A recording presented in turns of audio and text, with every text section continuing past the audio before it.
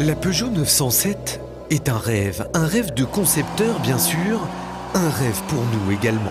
Voir évoluer cet objet de désir se couper de prestige à la française est suffisamment exceptionnel pour vous le faire partager.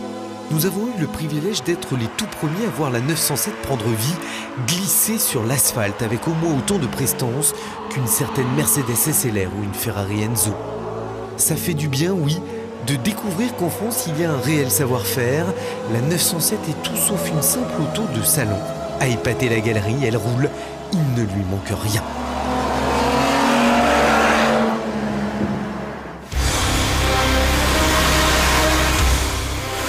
De la conception entièrement réalisée sur ordinateur à la mise en œuvre du projet, il n'aura fallu que 6 mois à l'équipe de Gérard Velter pour concevoir cette 907 aux allures de Batmobile.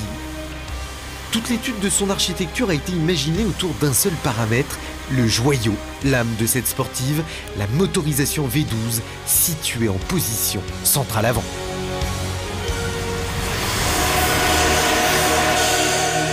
L'acier produit ici dans l'usine Peugeot de Sept-Fonds n'a pas servi à la conception de la structure entièrement en carbone, une matière cuite sous pression pour obtenir une qualité égale à celle utilisée en Formule 1. Ultra rigide, la 907 joue sur une physionomie originale, un poste de conduite très reculé et un capot avant très étiré. Ses optiques fines et relevées à l'avant, galbées à l'arrière, préfigurent celle du futur coupé 407. Avec ses ouïes à la 550 Maranello et son fameux pavillon vitré réalisé en Californie, la Lion a vraiment fière allure, mêlant sensualité et nervosité. Et puis, il y a ces douces trompettes d'admission en exposition permanente sous ce couvercle de verre. Quel effet de style, une manière très italienne de sentir les pulsations du V12.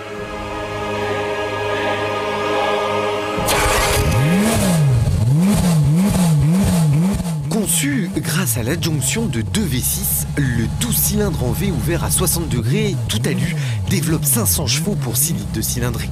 Peugeot a réalisé un moteur inédit pour un concept car c'est rare, un V12 encore plus, mais noblesse oblige.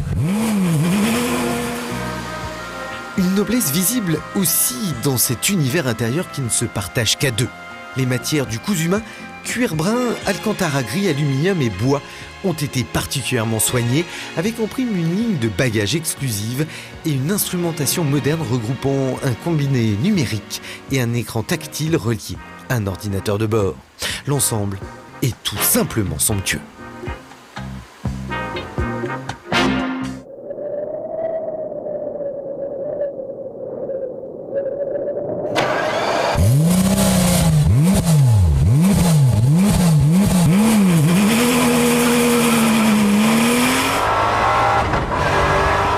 La 907 est faite pour s'exprimer.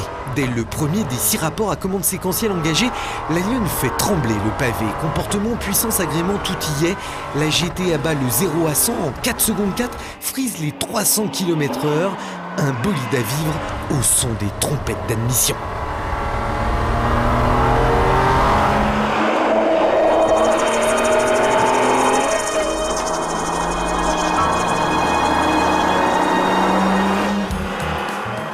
Légère qu'une SLR, la 907 étonne par sa prestance, son équilibre, sécurise par sa conception d'ensemble. La route, un exercice qu'elle maîtrise également.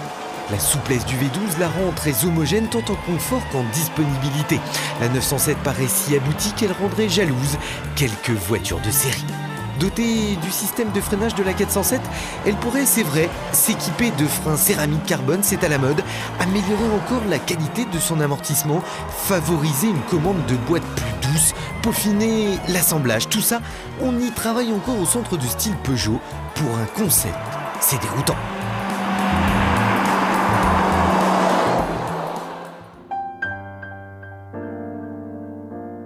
L'étude en l'état paraît si proche d'une réalité commerciale qu'on se prend à rêver d'une petite production, seulement voilà, l'aventure s'arrête là. La 907 ne verra jamais le jour, la logique économique, quelle immense frustration. Alors nous vous le demandons, monsieur Jean-Martin Folz, pour une fois osez, allez jusqu'au bout du rêve, produisez-la, elle vit déjà.